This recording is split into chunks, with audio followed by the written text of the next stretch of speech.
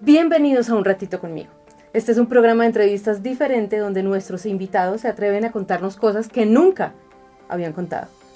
Hoy estamos con Chato Rivas, Chatico.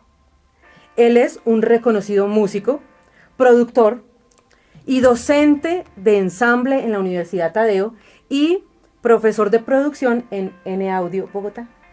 Chatico, qué gusto tenerte aquí en mi programa. Gracias por haber aceptado la invitación. Gracias por la invitación y contento de estar acá a contar lo que no se puede contar. Exactamente, este hombre las captó rápidamente.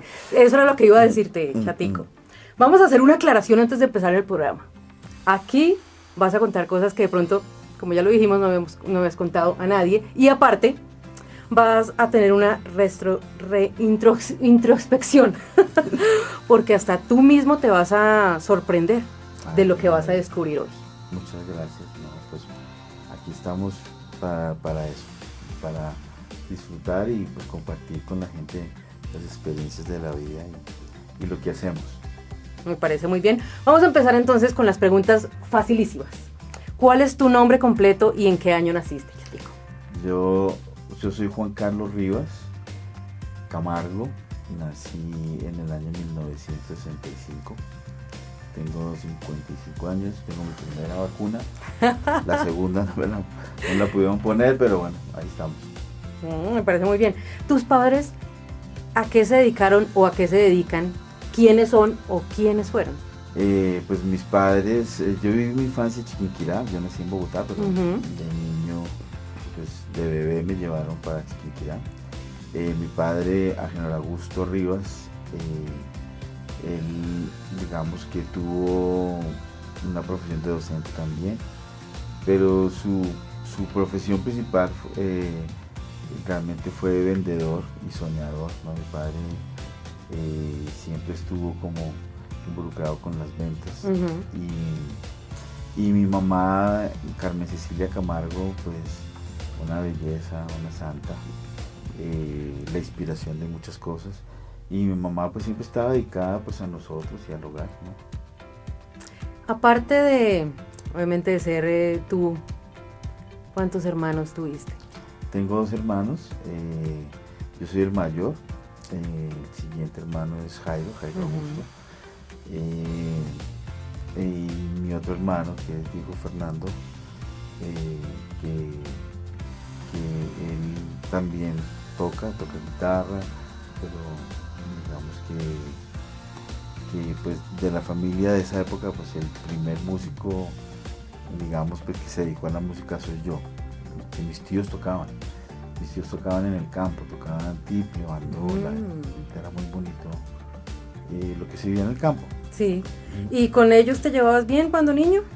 Sí, ahí pasaron cosas muy bonitas porque realmente era como el momento de reunión donde mientras que las señoras de la casa hacían la comida, porque no había ni luz ni nada, entonces el lugar más iluminado y más cálido era la cocina.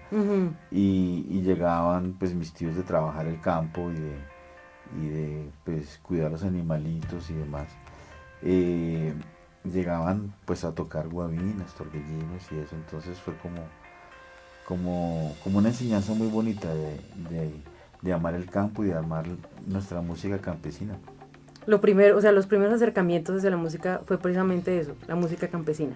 Sí, pues digamos que pues ya había otra música que estaba, pues que ya estaba, digamos, en radio, estaba ahí, pero la música que se tocaba en esos momentos era eso, música tradicional, guabinas, torbellinos, carranga también, ¿no?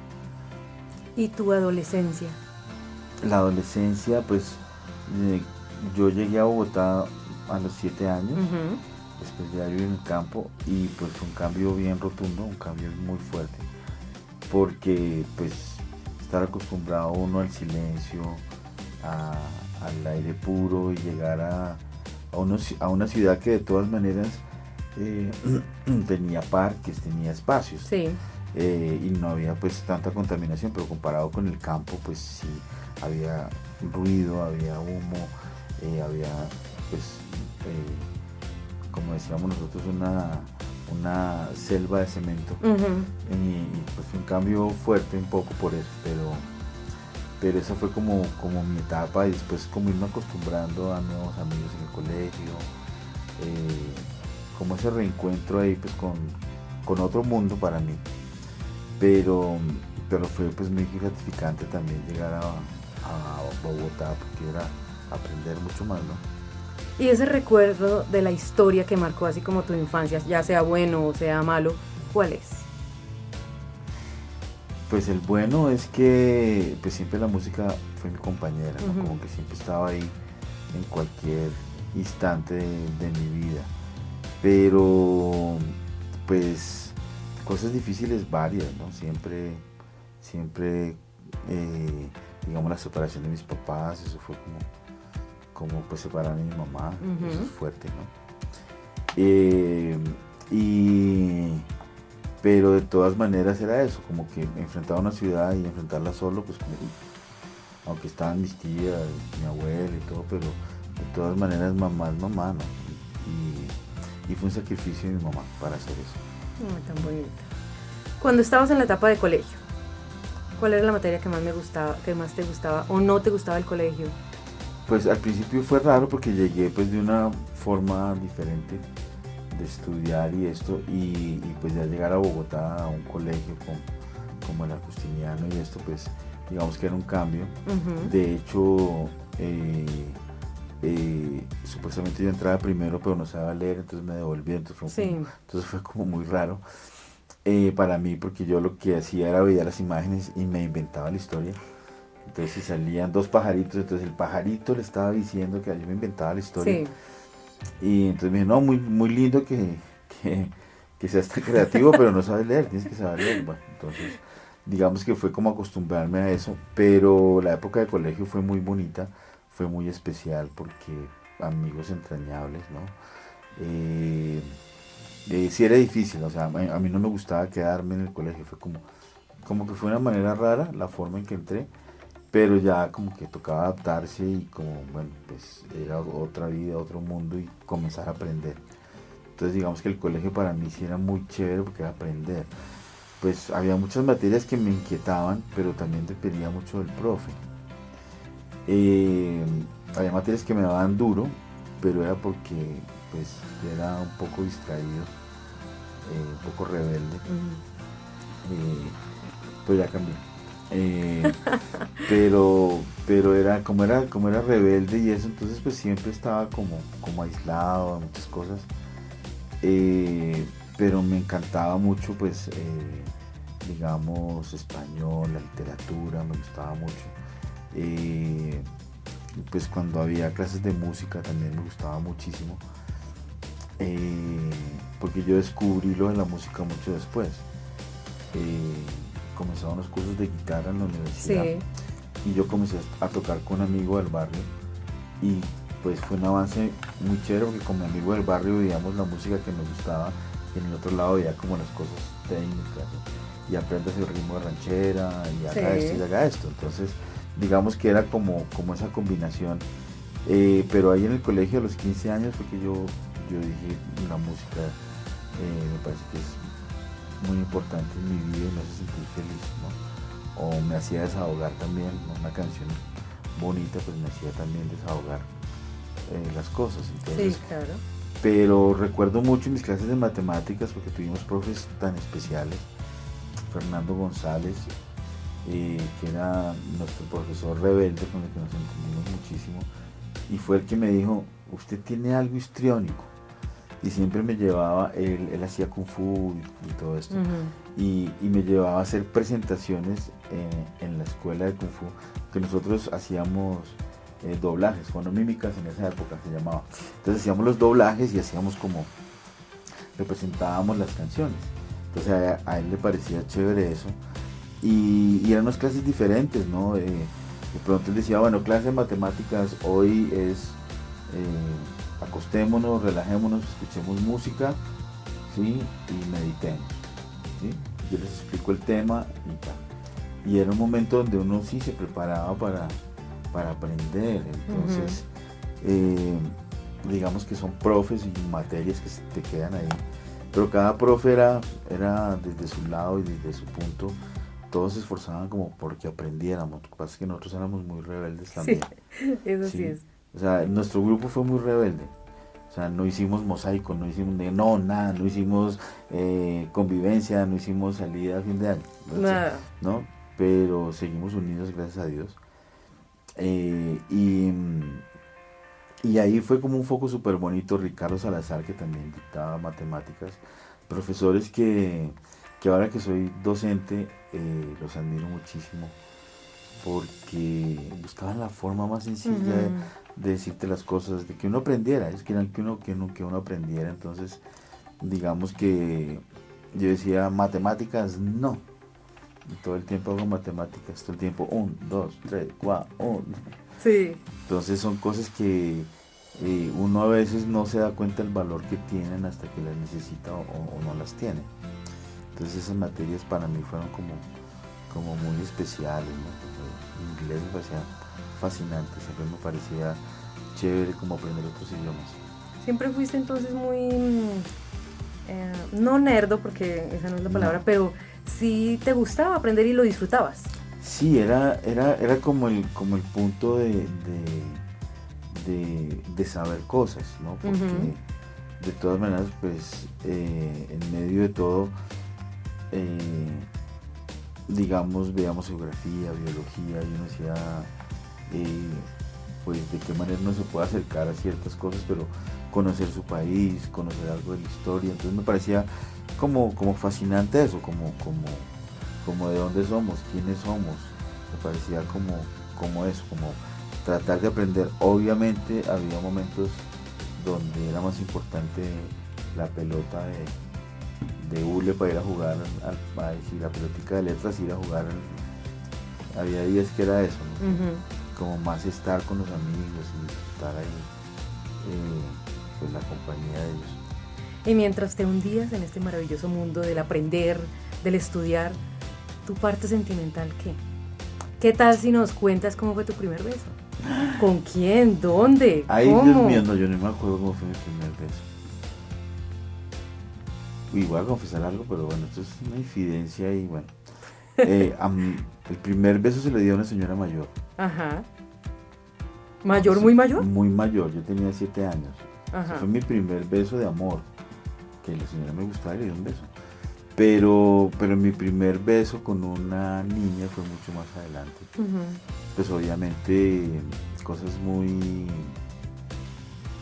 como muy naturales, ¿no? Mucho miedo, como era esa sensación, Sí.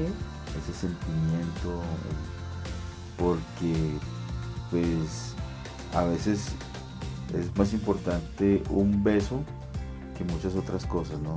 Porque llevan una carga emocional, ¿no? Entonces era como, fue difícil tomar la decisión, pero fue natural porque también ella quería, entonces fue lindo por eso. Qué maravilloso. Eso fue, me imagino, allá donde tú vivías, en Chiquinquirá. No, eso ya fue aquí en Bogotá. Ok, o sea que ya Sí. estabas grandecito. Sí, eso ya fue. También practicábamos con mis primas para hacerlo bien. Sí, claro. La familia tiene que colaborar con, Sí, con todas estas pues cosas. Si las primas, venga, yo le enseño a usted. No, besa feo. ¿Qué ha sido lo más vergonzoso y qué ha sido lo más atrevido que has hecho, Chatico? Pues vergonzoso. No, pues digamos que hay muchas cosas que uno se arriesga a hacer, ¿no? Pero que uno sienta pena por hacer algo. No, pues que hayan pasado cosas que uno que no haya estado cómodo tal vez, pero digamos como que pues osos terribles. Pues un día estaba con mis primos y estaba yo enfrente de una pues de un lobby y estábamos inscribiéndonos para algo en un club de Cofenalco o algo así, y mi prima me bajó la pantaloneta delante de todo el mundo. Fue súper penoso. Ese sí fue un oso un oso tremendo. Y pues de las cosas que me he atrevido a hacer, pues decidí ser músico. Ujú. Yo creo que es de las cosas más atrevidas porque en el momento que lo decidimos era muy difícil. Ujú. Hacer música en esa época era como pues tomar la opción de que nos tildaran de vagos, degenerados y pues gente que no iba a tener una profesión o futuro. Y enfrentarse no solamente a la familia sino a la sociedad también, Sí. digamos que uno era pues la persona bohemia pero cuando comenzaron a entender que para uno tocar un instrumento, para interpretar algo es una disciplina, es un tiempo, es una dedicación, pues se daban cuenta que uno sí realmente estaba pues haciendo lo que a uno le gustaba y que de todas maneras es una disciplina muy juiciosa para poder llegar a donde uno quiere. Sobre todo en esa época que no había tantas escuelas, Ujú. ni tanta información, que uno tenía que sentarse a estudiar. ¿Sí? Entonces yo soy autodidacta y aprendí a tocar mal el instrumento y quitarme esas mañas fue mucho tiempo. Eso es más difícil, desaprender las mañas. Desaprender, Es sí. muy Entonces, difícil. a mí me tocó 4 veces para tocar el bajo. Y la cuarta dije, no sé nada, no oigo nada, no. Ujú. Acabo de llegar y Otra vez de empecé. cero. Y empecé de cero y pues sí, ya esta vez ya había información, ya había libros, ya había cosas que uno podía consultar, pero digamos que esa fue como la decisión más atrevida porque era, pues a mí me apasionaba muchísimo la medicina y siempre pues yo había querido aplicar Sí. para la nacional, pero pasaba eso, que yo iba mucho a la nacional en mi época de colegio, porque tenía amigos estudiando música allá, y yo me iba a acompañarlos, mientras que ellos tomaban las clases, yo esperaba, me quedaba ahí, jugaba fútbol, hacía como parche ahí con la gente que estaba, y en ese punto pues fue como eso, como esa decisión, no, es que la música sí es parte de mi vida y pues parte muy fuerte. Es el futuro de algunos, aunque muchos no lo entiendan, ¿no? Sí, pero siento que hay más apoyo ahorita. O sea, ya los papás ahorita, yo algún día lo dije, en algún momento va a haber un artista en cada familia. Y está pasando. Y muchos, por ejemplo, nosotros trabajando con niños, Ujú. pues uno se da cuenta que ya los papás, muchos son músicos los papás, o sea, que han estudiado un instrumento y quieren que sus hijos pues tengan algo de música Sí. en la casa. Entonces los apoyan, los llevan los traen a las clases, aquí vienen y graban y viene un nivel y un talento impresionante. Entonces, pero también es eso, porque los papás están ahí y los papás son profesores estrictos. Entonces, no, que te desafinaste acá, que la letra, no. Entonces, hay un Sí. interés bonito ya familiar con la música. Ujú. Me parece que en esa época era como, este man, pues quién sabe cómo le va a ir, y era la incertidumbre. Y después lo hablábamos con mi papá, cuando él entendió que la música para mí era otra cosa y que para él se convirtió en lo mismo.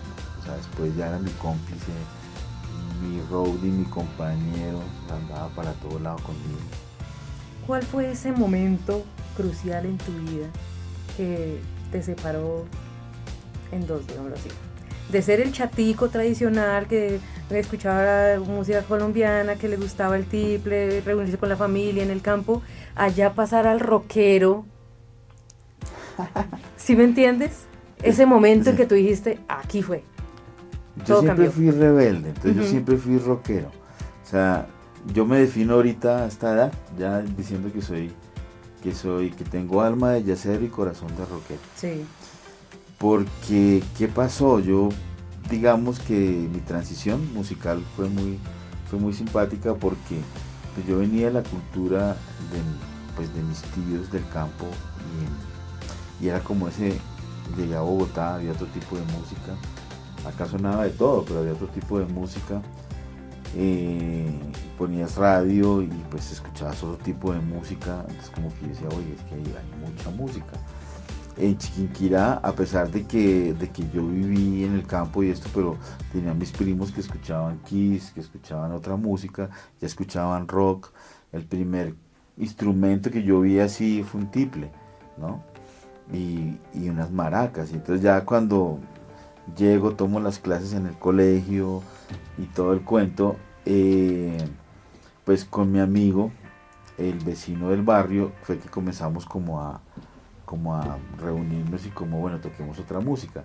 Entonces, él comenzó a enseñarme otros acordes y comenzamos a compartir música de Pink Floyd, por ejemplo. Okay. Entonces, tocando, las primeras canciones que tocamos fue Space Odyssey de David Bowie, Don't Control to Major Tom. Bueno, y después Wish You Were Here, que es la canción de mi vida, pues de esa época, pues está ahí Wish You Were Here. Pues fue como ese tipo de música, después The Wall, pero era instrumentos acústicos y con la guitarrita de palo que había a la mano, y con eso comenzamos. Entonces ahí hay un punto como que, pero entonces con mi amigo hicimos un trío y yo tocaba las maracas, yo era el maraquero. Okay. Y ahí tocábamos de todo, tocábamos boleros, tocábamos carranga, tocábamos bueno, música tradicional y dábamos serenatas. Entonces fue mi primer trabajo en la música, pero digamos que escuchábamos también otra música, o sea, ya eso era 15 años y nosotros ya escuchábamos algo de rock, escuchábamos pues lo que había de vallenato, salsa, todo, porque eso estaba en la radio todo el tiempo, y la radio era muy importante. Mira, como ahora me tomo una fotico allá, es el radio donde yo escuchaba música, que está roto por atrás porque yo buscaba a los músicos allá adentro. Pero en ese punto de los 15 años fue donde yo no dije que iba a tocar rock, pero el rock comenzó como a estar ahí. Sí. Entonces, como tocaba una canción como The Wall, como tocar este tipo de música y comenzar a sacar el riff de rock and roll de Led Zeppelin, es como que wow, qué chévere esto. Y estuve como muy metido dentro de dar las serenatas ya. Y después sale el guitarrista acompañante y me ascienden a ser guitarrista acompañante, y ahí comienzo a tocar como otro tipo de música, pero ese punto fue muy importante porque armaron una banda mis amigos para esto, y en el colegio se armó una banda de rock para tocar, y ahí fue donde como que bueno, vamos a tocar rock, y ahí es donde aparece como ese lado rockero. Sí. ¿Sí? Que me identificaba mucho por eso, como por el power, el sonido, la actitud, ¿no? Era porque la gente piensa que el rock es enloquecerse, ¿no? El rock es una disciplina, y para tocarlo bien hay que estudiar y hay que investigar el sonido, hay que conocerse. Sí, es que o sea, la gente piensa que el rock es simplemente volverse loco y hacer ruido. No, el rock, por ejemplo, hicieron como más o menos una encuesta de qué músicos, porque la gente pensaba, no, los rockeros son los más degenerados, los más, no, y eran los que estaban haciendo pesas, ejercicio, tomando agua, y estaban en el punto era de tocar cada vez mejor por su dificultad y tal, y decían que eran más desordenados los músicos de salsa o de vallenato, sin demeritar nada, sino digo, pues en algún momento comparativo de la disciplina en la música, ¿no? Entonces, sí. Cuando tocábamos rock and roll con el maestro Camilo Ferranz, que fue mi maestro de blues y rock and roll,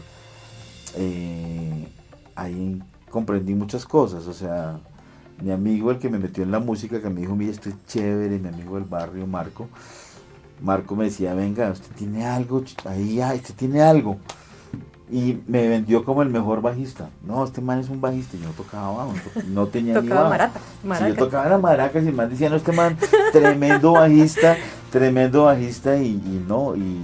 y con él fue que echamos cara y sello y dijimos, bueno, los dos tocábamos guitarra, entonces bueno, necesitamos un bajista. Entonces, ¿quién de los dos? A ver, pues, cara o sello. Y me quedé yo con el bajo. Así es que llega el bajo. Y ahí murieron las maracas. Ahí, no, las maracas siguen, no, las maracas son Bueno. Pues Maraquero forever. lo que yo digo, mire, por ejemplo, el movimiento de las maracas, después me sirvió para tocar el slam. Claro. Eso es lo que uno tiene que ver de la música. Uno hace música todo el tiempo, ¿sí? Uno se lava los dientes, está haciendo maracas, mire. El ritmo. Depende el afán que lleve, ¿sí? Pero uno está haciendo música todo el tiempo. Todo el tiempo hay música, entonces digamos que eso me sirvió después para el bajo, ¿no? Para entender los ritmos y poder hacer slap, por ejemplo, ¿no? Imagino que después de beso en beso, novia en novia, serenata en serenata, llegó el momento de decirle sí a una mujer delante de un altar. Cuéntanos cómo es tu familia en este momento. No sé, pues es una locura, pero es una belleza también, porque digamos que entre la música y el amor, pues siempre la unión es la música, ¿no? La unión es la música y las cosas bonitas que le trajeron a la música. Ayer recordaba con una amiga, con María José Morales, la historia de mi primer hijo.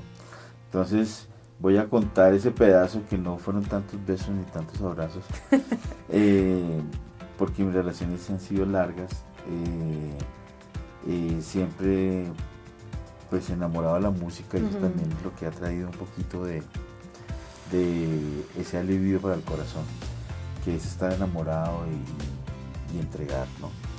Y el resultado de esa entrega y de ese amor son mis dos hijos, ¿no? No logramos casarnos, pero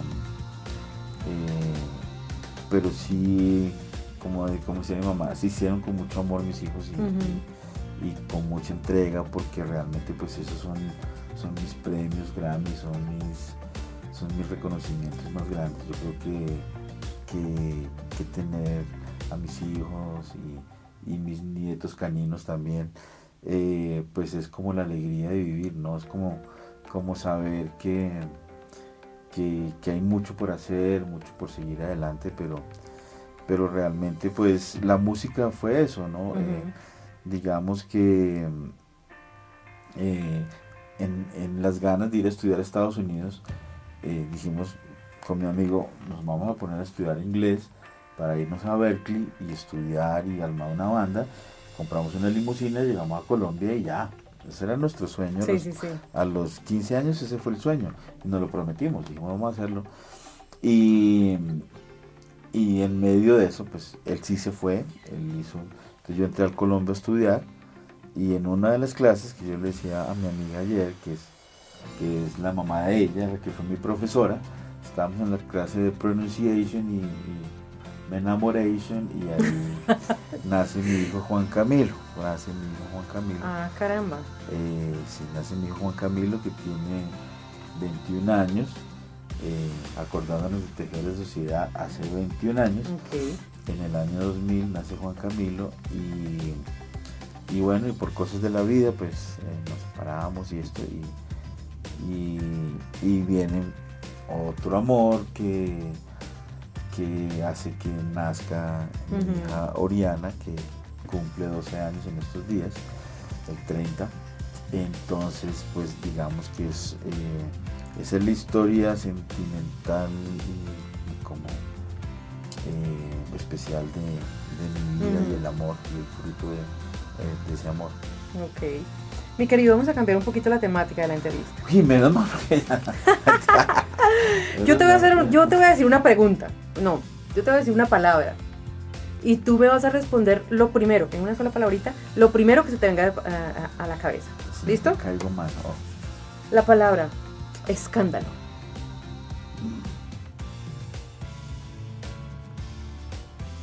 Lo primero que me dice que Sí. se me vino a la cabeza Marvel, Público. Rock al Parque, Trabajo.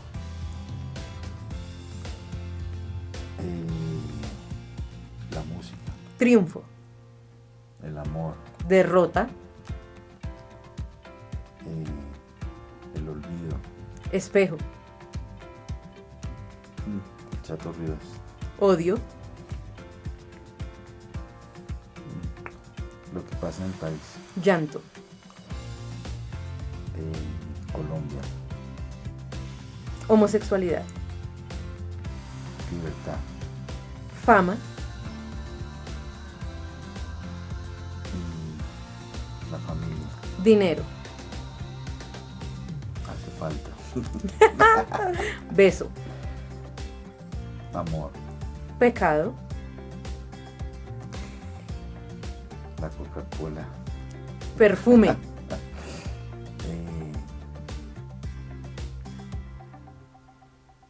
Suave. Mujer.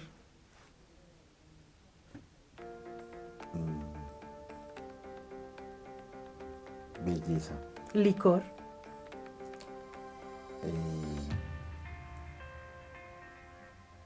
Ron.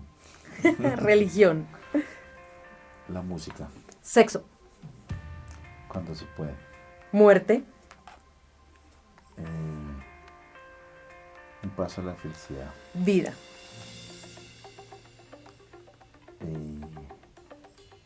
Mis hijos. Chatico, ahora tienes 1 minuto, 60 segundillos, para que nos cuentes algo que le quieras contar al público que no se haya tocado en la entrevista. Pues yo creo que el tiempo hay que aprovecharlo mucho. Yo creo que el mensaje es como seguir adelante con los sueños. Los sueños se hacen realidad, hay que trabajarlos, hay que perseverar, hay que creer en lo que uno hace y sobre todo expresar lo que sentimos dentro de nuestro corazón. No limitarnos a nada, no pensar en el que dirán ni nada, no, simplemente disfrutar, sentir que el arte y la vida están de la misma manera y que hay mucho por hacer, mucho por querer nuestro país, hay mucho por formar y por cultivar en el país más lindo que he conocido después de girar tanto. Y que pues todo lo que nosotros hayamos podido hacer y hayamos podido mostrar de nuestra vida, pues que sirva como ejemplo de las cosas buenas que hicimos y que tomen como ejemplo para no hacer lo que no hicimos bien. Gracias, Chatico. Muchas gracias a ustedes. Gente, él es Chatico, el Chato Rivas, y nos ha contado hoy su historia. Así que muchas gracias por conectarse y esperemos que nuevamente en otro programa tengamos otro invitado igual o más interesante que Chatico, que nos venga a contar todo lo que estaba por allá escondido en el olvido.